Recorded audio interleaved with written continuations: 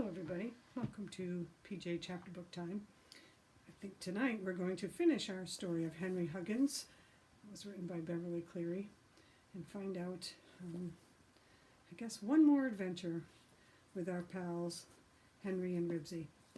Let's see what's going on in tonight's chapter.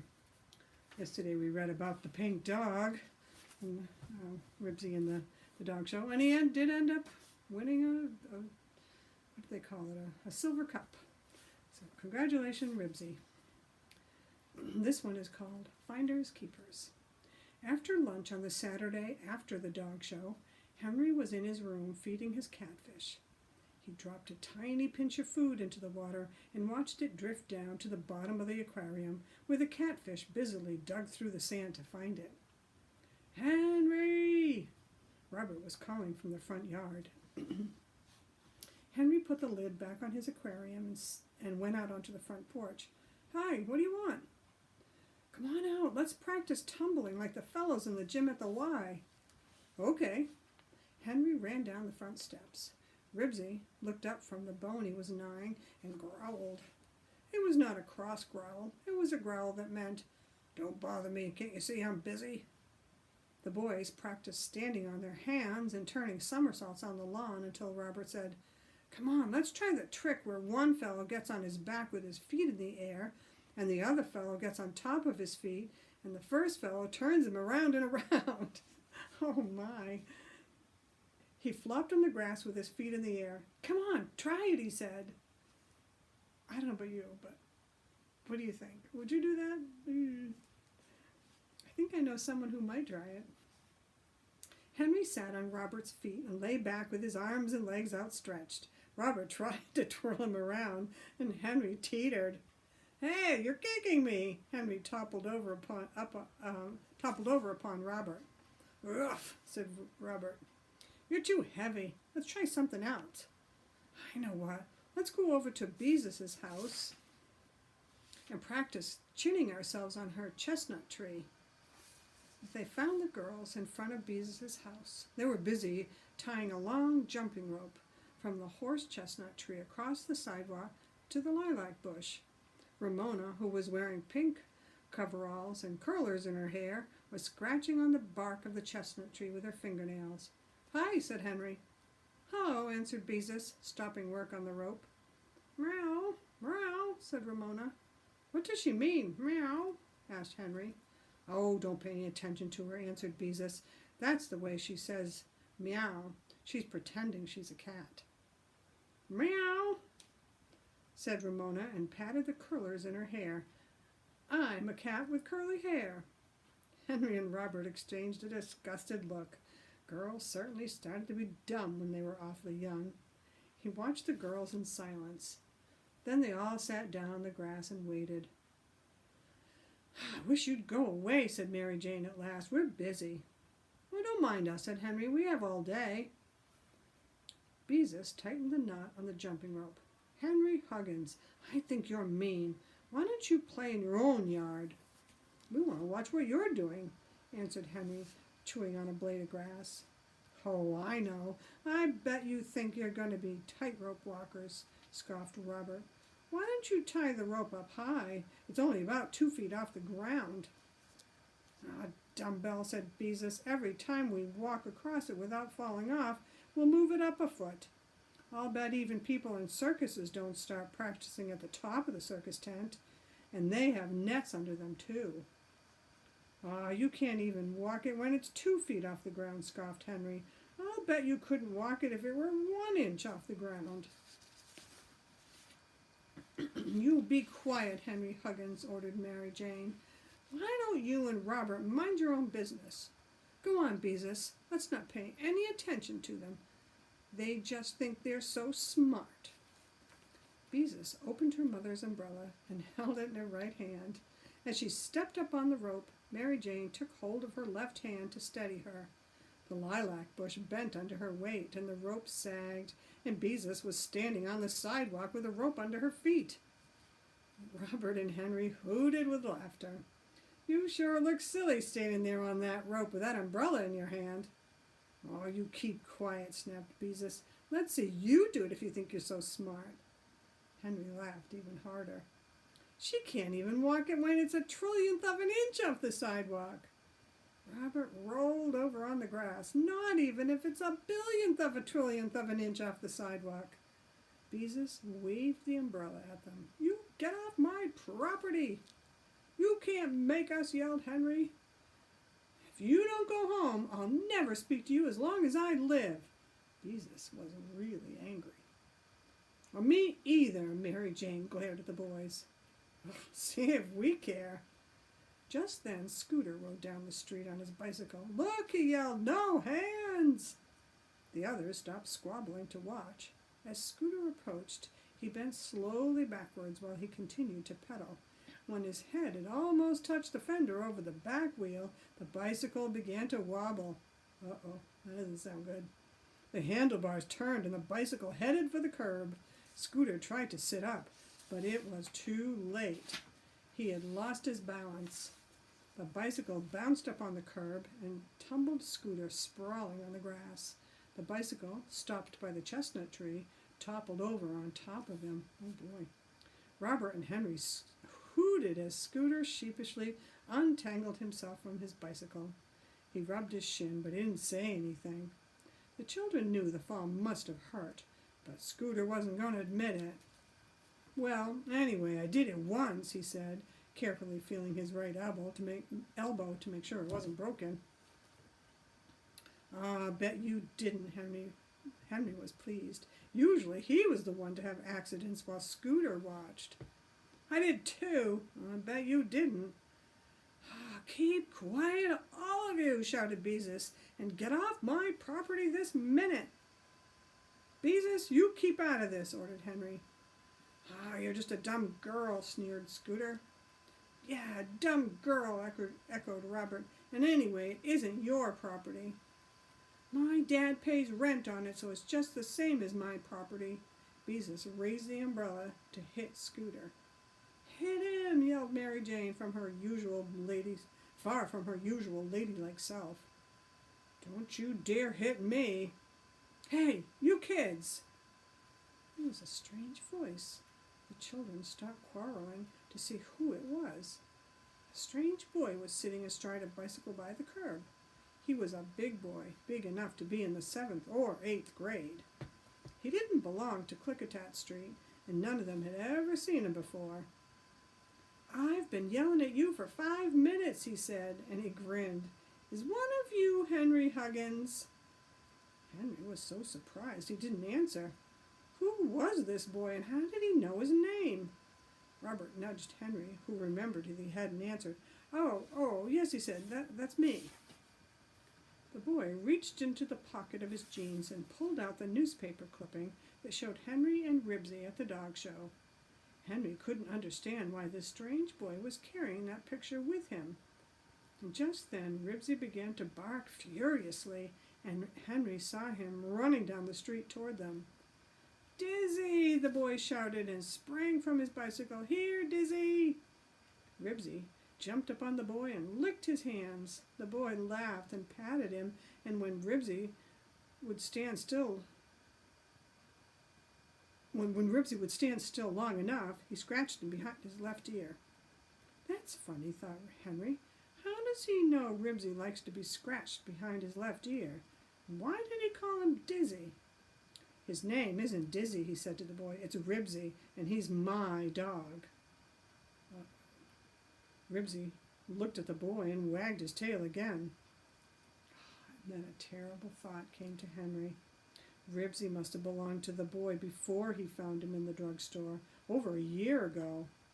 The boy had seen his picture in the paper and had come to take him away. Oh.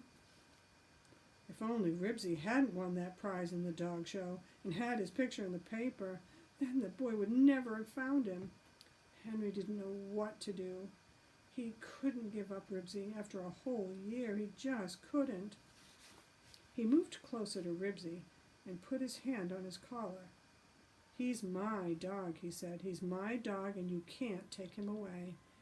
He was a skinny old dog when I found him, and I bought him a collar and a license and a dish, and now I buy him 2 pounds of horse meat every week, and Woofy's dog food besides. And I wash him and I brush him and everything, Henry gulped. You can't take him away. Oh, Henry does take awfully good care of him, added Beezus loyally. Henry found him, so he must have run away from you, said Robert. Finders, keepers, losers, weepers, chanted Mary Jane. Well, I had him longer than you have, said the boy, and I fed him and brushed him too. I had him when he was a puppy. He used to chase his tail so much, I named him Dizzy, and the only reason he ran away was because he was heartbroken. I went to scout camp for the summer, and Mom and Dad went east, and we left Dizzy with my aunt and uncle. They said he was so lonesome and homesick that he wouldn't eat or play or anything. Then one day, they couldn't find him anywhere. They thought maybe he had gone home to look for me, so they drove over to our house to look for him. He wasn't there, and they looked everywhere. They advertised in the paper and everything. Oh, so he did run away, said Robert. You left him, and he ran away. Ribsy licked the boy's hand again. Look, he remembers me, and he wants to come home with me. Oh, but he likes me too, protested Henry. Ribsy looked at Henry and wagged his tail. For the first time, Scooter spoke. We like Ribsy right here in this neighborhood. He's just about the most popular dog around here, and every one of us would miss him. Henry stared at Scooter in amazement. It was the first time he had ever heard him say anything good about Ribsy. Yes, we all like him, agreed Robert. All the kids at Glenwood School like him. He waits for Henry every day under the fir tree, and all the kids know him. Yes, what about us? Asked Beezus. Henry has taken care of him for a whole year, and I don't think it's fair for you to take him away. He didn't have a collar or a license tag when I found him, said Henry. We had them when I went off to scout camp. I don't know how we lost them, except my aunt and uncle. Except my aunt said he was awfully thin when he disappeared. Maybe he slipped his collar off over his head, or somebody took it. The boy reached in his pocket. I have my birthday money that you can take. He held out a $5 bill to Henry. $5? I wouldn't sell Ribsy for $1 million. Oh, I didn't mean for you to sell him, said the boy hastily. I meant the money to help pay for his expenses over the last year. I know it isn't enough, but it's all I have. So Henry kind of felt sorry for the boy. He could understand why he would want to keep a smart dog like Ribsy, but Henry couldn't part with his dog. Nothing exciting had ever happened to him before, and look at all the things that had happened to him this year. Henry knelt and put his arms around the dog's neck. You wouldn't want to leave me, would you, Ribsy? You wouldn't want to leave Klickitat Street, would you? Ribsy licked Henry's face. The stranger knelt and snapped his fingers. Dizzy, you want to come home with me, don't you? Ribsy looked at him, wagged his tail, and said, woof. Oh, I guess he likes us both, sighed Henry. But I don't care. He ran away from you, and I found him. That's right, just like I said. Finders, keepers, losers, weepers, said Mary Jane. But I raised him from a pup, and my mother and father and kid sister miss him too. But he likes to meet me after school and play with the kids. Henry paused to pet the dog. Then he said slowly, maybe we should let Ribsy decide. Sure, said Scooter. That's a good idea. Don't worry, Henry. He'll choose you. That seems fair enough, agreed the boy. How shall we let him choose? I know, said Scooter. Leave Ribsy where he is, and each of you go 20 squares down the sidewalk in opposite directions. When I say, go, you both start calling at the same time. Whichever one Ribsy goes to gets to keep the dog. Okay, agreed Henry. He felt all quivery inside. Sounds fair to me, agreed the boy. Oh, Henry, what if he doesn't choose you? Asked Beezus fearfully. Don't worry, said Mary Jane. He won't want to leave Henry. Scooter held Ribsy by his collar. Henry counted 20 squares down the sidewalk toward his house. The boy walked 20 the other way. They both turned and faced the dog. Henry's mouth felt so dry he was afraid he might not be able to call. Scooter turned to the boy. Say, you don't have any meat or anything in your pockets, do you? He asked suspiciously. No, I don't. Cross my heart. How about you, Henry? Scooter was going to be fair. Henry gulped. No, me neither. Okay, I just want to make this a fair contest. Good luck, Henry, shouted Beezus. Thanks, said Henry weakly. Scooter turned Ribsy toward the street so that he was facing neither Henry nor the strange boy. All right, you guys. Ready, set, go. He took his hand off Ribsy's collar. Here, Ribsy! Here, Ribsy! Come on, Ribs! At least Henry's voice worked. Here, Dizzy! Dizzy! Dizzy! The dog's former master snapped his fingers. The dog looked at Henry. He looked at the other boy. Then he sat down to scratch behind his left ear with his left hind foot. Ribsy, wailed Henry, come here. Here, Ribsy. Here, Ribsy. Come, Dizzy. Come, Dizzy, called the boy. Ribsy stood up and took a few steps toward the boy and wagged his tail. The children groaned. Ribsy, shouted Henry with a sinking feeling in his stomach. Ribsy stopped, turned around, and wagged his tail and said, Woof! Attaboy, Ribsy, shouted Henry. Go on, Ribsy, screamed Beezus. No coaching from the audience, ordered Scooter. Ribsy took a few steps toward Henry. Then he looked back at the other boy. Horse meat, Ribsy. Horse meat. Here, Ribsy. Here, Ribsy. At the mention of horse meat, Ribsy looked at Henry. Here, Dizzy. Dizzy. Then the boy had an idea. Here, Ribsy. Here, Ribsy, he called. Hey, you're cheating, objected Henry. I'm supposed to call him Ribsy. Well, there wasn't any rule about what we should call him. Oh, that's right, Henry agreed, Scooter. Look, he's turning around, shouted Mary Jane. But Ribsy only turned around to chew at a spot near his tail. He bit at the flea, sat down, scratched behind his left ear again, and then stood up. The boys kept on yelling to him. With a tired sigh, Ribsy sank down on the sidewalk, put his head on his paws, and closed his eyes. He is not being very cooperative. The children groaned. Oh, don't go to sleep now, Ribsy, begged Henry, who was so scared his hands felt cold and damp. Ribsy opened his eyes and, without moving his head, turned them first toward the strange boy and then toward Henry. Come on, Ribsy, they both coaxed.